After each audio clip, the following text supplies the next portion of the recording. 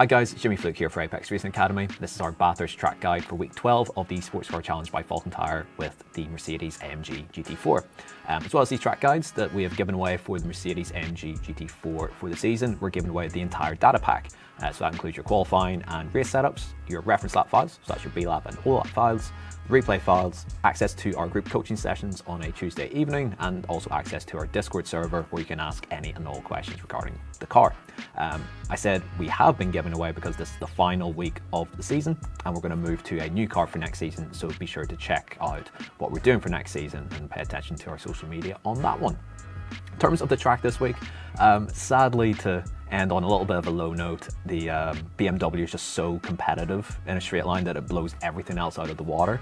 Compared to the other four cars, it's very competitive, it's a strong option, but with the BMW at altitude being ridiculously OP, sadly that's the car to be in this week, but we'll still show you how to get around the circuit this week in the Mercedes-AMG GT4. So without further ado, let's get stuck in.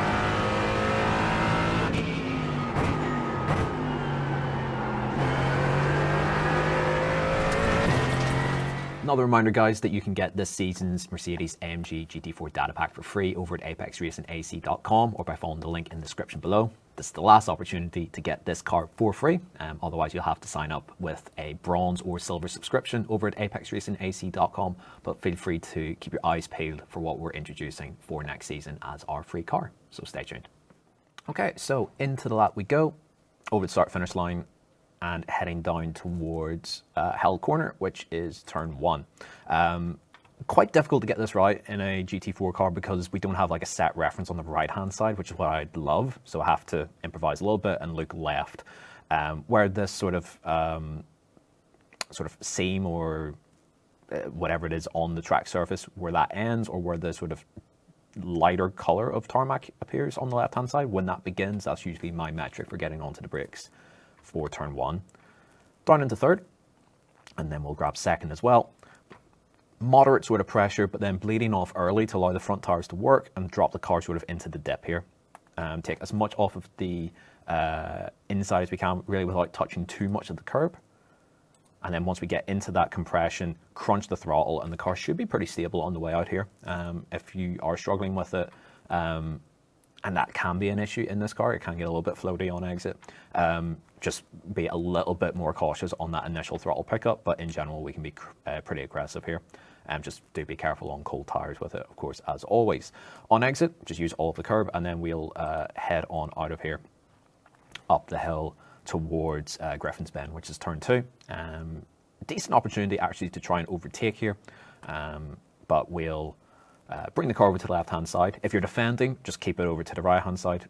People should not be able to get around the outside of you. So turn 2, when the access road here opens up, that's when we want to get onto the brakes. Again, fairly firm initially, down into third, and then dropping off the brake quite early. Just a trait of the Merc with the setup that we traditionally run with this car, with the sort of open clutch plates. It can be a little bit floaty on entry here, so just back it up a little bit, give yourself room to adjust, and then drop the right side wheels onto the white line as early as you can, and use all of the camber to help pull the car around. Once settled, then you can pick up the throttle. Notice I have a little bit of coasting here just to make sure that the car is in fact stable and settled, and then we can attack towards our exit. It's crucial that you do not hit the inside curb here, and it's, this corner more than nearly any other on the lap is very line dependent. You have to hit that slot, and if you run wide, you just lose heaps of time, and if you hit the curb, that will push you wide, and again, you'll lose heaps of time. On exit, as long as the car isn't trying to step out, then you can basically just walk the car out towards the outside wall, up over the outside curb, and then continue on from here.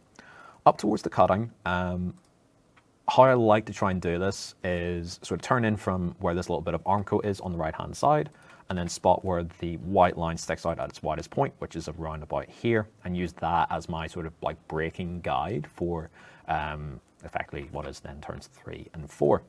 So a little bit of brake, down into third, out towards the white line, and I'll try and grab second as early as I can as well, so that the car isn't changing gear as we drop again into a compression on the inside. So we'll float the car in and pick up that white line, get as close to the inside wall as we can. Once there, we can pick up the throttle, nice and patient with it, open up the steering, track the car out as wide as we dare, and we don't need to compromise our exit here to open up and avoid the bump through the right. As we come out of the cutting here, it's quicker just to run straight over it like so. I'll just roll it through at half speed, so through Reed Park here.